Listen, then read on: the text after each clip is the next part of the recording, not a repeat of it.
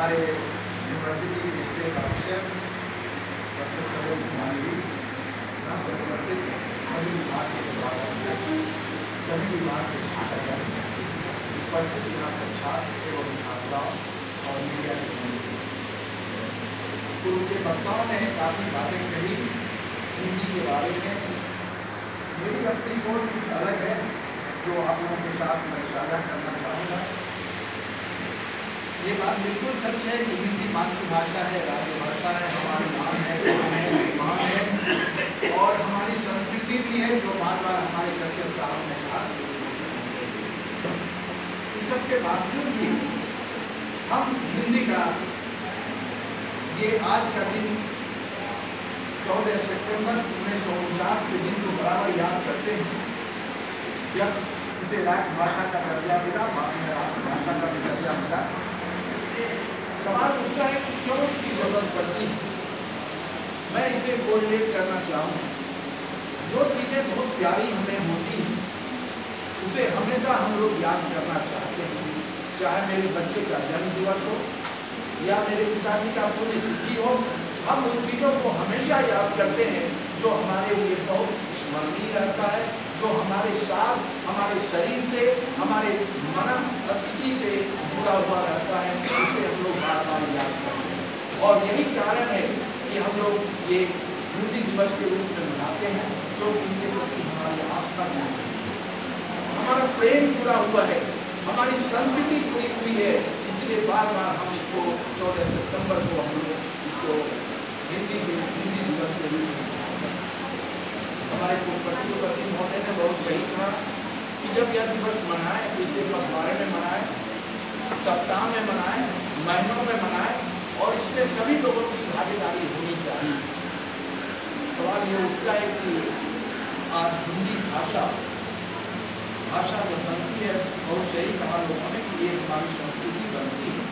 और जरा हम पीछे मुड़कर देखते हैं और आज के स्थिति हिंदी का हम लोग देखें इस भाषा का, तो किसी ने ठीक ही कहा कि पूरे संसार में दूसरी सबसे बड़ी भाषा है जो बोली जाती है और पढ़ी जाती है और लिखी जाती है। पहली भाषा चाइना है, चीन की चाइना की भाषा, तीसरी भाषा स्पेनिश है और तब जाके अंग्रेजी आता है। हिंदी इतनी बड़ी भाषा है और आज के समय में मैं यह भी बताना चाहूँगा, करीबन 60% की आबादी हमारे देश की जो हिंदी में पढ़ना और लिखना चाहते हैं। आप 60% को आप अंदाज कर सकते हैं कि हम 125 करोड़ की मेरी आबादी है, उसमें 60% लोग हिंदी लिखना और पढ़ना चाहते हैं। अब यह हमारे सामने प्रश्न उठता है कि क्यों बार बार हम इसको कहते हैं कि हमारी राजभाषा है, राष्ट्रभाषा है, सब कुछ के बावजूद भी आज इतनी कम संख्या क्यों है। दूसरे भाषाओं की भी पहचान हमारे देश में है। मैं कहना चाहूँगा, जब कभी भी अपनी भाषा की बात उठती है हम उसे तुलना करते हैं दूसरी भाषाओं से। हम जब 100 साल से अधिक अंग्रेजी भाषा के साथ अपने जीवन को निर्वाह किया, उसके बाद जब हम स्वतंत्र हुए, आज के दिन भी हम अंग्रेजी को भूल नहीं पाते। किसी भी भाषा को जानना गलत नहीं है। कुछ लोग ऐसे भी होते हैं, कई भाषाओं के ज्ञानी होते हैं। मैं एक उदाहरण देना चाहूँगा, अपने भाषा के प्रति लोगों को जो प्रेम होता है, उस प्रेम की एक चर्चा हम सिर्फ बताना चाहूँगा। हिंदी के जो प्रोफेसर होंगे वो जानते होंगे, महेश्वरी सिंह महस कभी हिंदी के प्रोफेसर हुआ करते थे, कभी हम नहीं रहे, नाम सुना हो।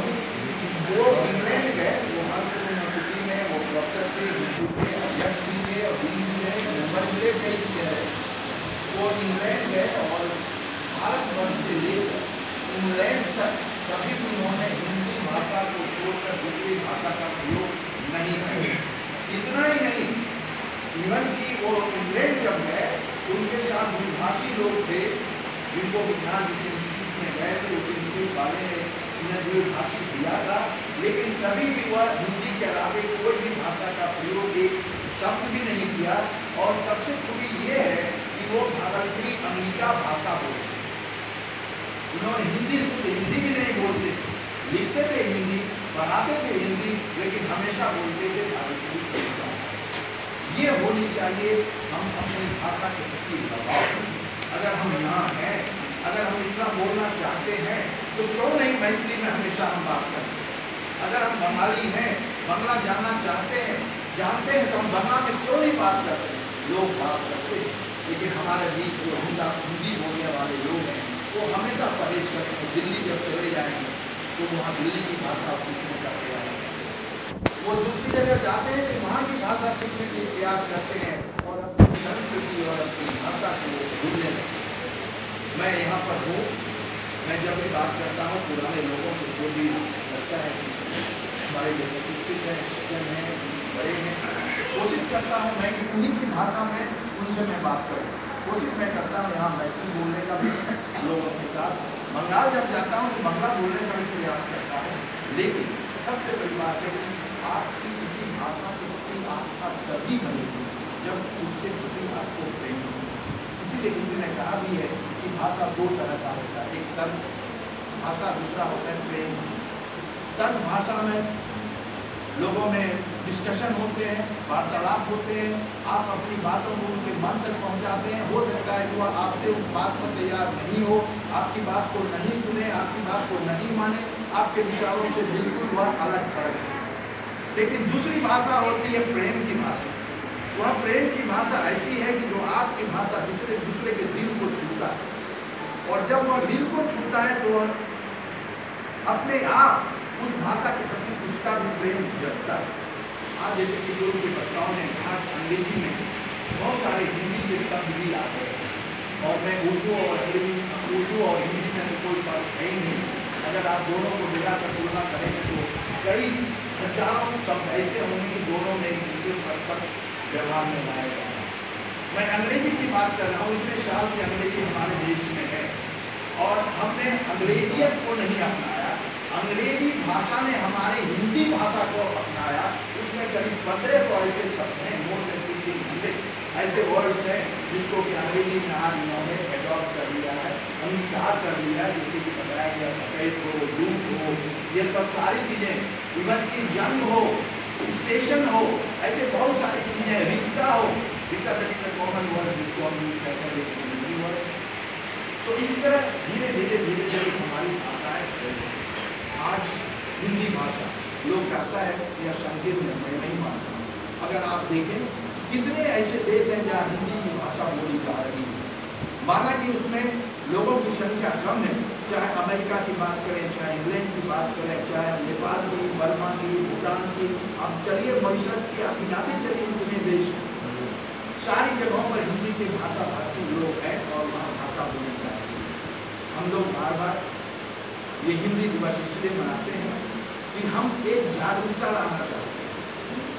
हम हिंदी वाले या जो भी हिंदी दिवस मनाते हैं, स्टूडेंट में, विद्यार्थियों में, जन जागरण में ये जागरूकता लाना चाहते हैं कि हिंदी एक ऐसा विषय है जो संपर्क का भी विषय बन सकता है। आज कंप्यूटर में हिंदी का भी अल्फाबेट आ गया है, आप हिंदी में भी टाइप कर सकते हैं, हिंदी में भी मैसेज कर सकते हैं। लेकिन हिंदी से इतना प्यार है लोगों को, जिसको सही हिंदी लिखने नहीं आता है, वह अपने हिंदी शब्दों को अंग्रेजी में अनुवाद करके अंग्रेजी से आज कल आपसे मिलेंगे, अंग्रेजी के अल्फाबेट को यूज करें। यह एक द्योतक है कि हम अपने हिंदी से हमको करेंगे, और मैं समझता हूँ आने वाले दिनों में यह भावना बनी रहेगी। और इस तरह का जो समारोह हम लोग करते हैं हिंदी दिवस का, मैंने पहले भी कहा, जिससे अधिक लोगों को प्यार होता है, जिस वस्तु से, चाहे वह जन्मदिन हो या जयंती हो, हम लोग बार बार उसे हमेशा इसलिए मनाते हैं कि मुझे उससे प्रेम है, उससे लगाव है, मेरे आत्मा में हमने आत्मसात किया है, इसलिए आज हिंदी दिवस हम लोग हर एक साल 14 सितंबर को मनाते हैं। मैं धन्यवाद देना चाहूँगा विनय बाबू को, जिन्होंने हिंदी दिवस का आयोजन किया। पहले भी कई जगह आयोजन हम लोगों ने नहीं किया है, समय वहाँ के चलते हम बोल पा रहे हैं, लेकिन कुछ चीज़ें हम बच्चों से शेयर करना चाहेंगे। हम जहाँ भी जाते हैं कोशिश करते हैं अंत में कि उनके दिल तक हम पहुँच पाएँ। शिक्षक तो बुजुर्ग हैं, उनके दिल के साथ तो हम जुड़े हुए रहते ही हैं, लेकिन बच्चों के दिल के साथ जुड़ना है। हमने लाख प्रयास करने के बावजूद भी जब हम गेट के अंदर घुस रहे, एक लड़का कोई था जिसने जोरदार आवाज़ लगाई। मैं जानना चाहता हूँ कि मेरा इतना 3 महीना तो व्यर्थ जा रहा है। अगर आपने हमने संस्कार और संस्कृति नहीं लाया तो हमारा बेकार यहाँ रहना है, हम लोग का बेकार रहना है। अगर आप संस्कार और संस्कृति से अपने आप को संपन्न नहीं कर पा रहे। एक शिक्षक का, एक आचार्य का यही काम है कि विद्यार्थी अपने संस्कार, अपनी संस्कृति को जाने, अपनी भाषा को जाने और उससे समृद्ध हो। और आप जब अपने आप से समृद्ध होंगे, लोग खुद ब खुद आपकी तरफ आकर्षित होंगे। दूसरी बात और भी बताना चाहता हूँ, चलो आप बैठो बैठो, मेरी बात को सुनिए। दूसरी बात और बताना चाहते हैं, हमेशा प्रेम भी हम नहीं दिखाते हैं, कभी कभी हमें तकलीफ भी होती है।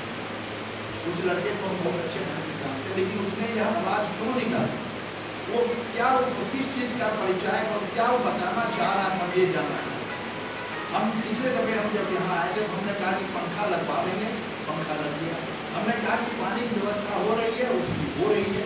उसके बावजूद भी जितनी सुविधाएं आपको दिया जा रहा है, मुहैया कराया जा रहा है, आप कल्पना करें कि इसके पहले भी तो आप यहीं पे छात्र थे, क्या सुविधाएं थी, कहाँ बिजली का पंखा था, कहाँ रूम था, कहाँ टेबल और कुर्सी था। इसलिए आप लोगों को कम से कम सुसंस्कृत होना चाहिए। आपके भाई शासन जब आपके कैंपस में आते हैं, आपको अदब के साथ जिससे हमको गर्व होगा, हमारा लड़का भी इतना अच्छा है, इसमें कितने बदलाव आए, कितने इसकी संस्कृति मजबूत हो रही है। कभी तो हम प्रसन्न होंगे, नहीं तो क्या लेना, हमको लेना ही नहीं। हम लोग सिर्फ कोशिश यही करने आए हैं कि एक शैक्षणिक माहौल यहाँ हम बनाए और जितने लोगों के साथ हम जुड़ सकें। इसलिए जब बात होती है और भाई शासन की पूरे बिहार में हम सबको जानते हैं, ईच एंड एवरी को, बहुत पुराना आदमी है, सब जगह भाई शासन किसी को मिलता नहीं। आप थक जाएंगे, 10 दिन प्रयास करेंगे तो भाई शासन से मुलाकात नहीं होगी। आपको दौड़ते रह जाएंगे, मुलाकात नहीं हो, गेट बंद होगा, गेट पर बाहर खड़े होंगे और आपको बैठने के लिए बाहर में कुर्सी लगाएंगे। ये है अपनी संस्कृति।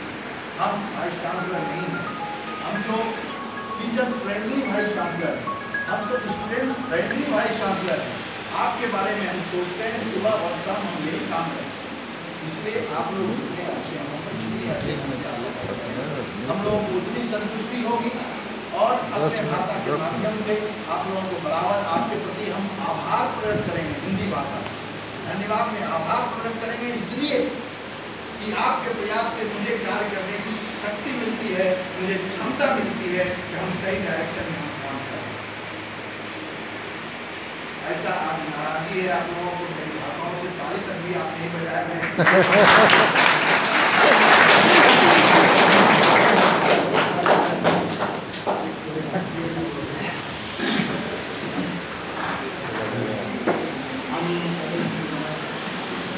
यही कहेंगे मैथिली सदगुप्त के शब्दों में, मानस भवन में यार जन जिसकी उतारे यार की, भगवान भारत वर्ष में मुझे हमारी बात। कवि गोष्ठी का दूसरा सत्र है और माननीय कुलपति महोदय को कार्य संपादित करने जाना है, लेकिन निवेदन है कि आप इन छात्रों के लिए 5 से 7 मिनट और समय जी, तो सर को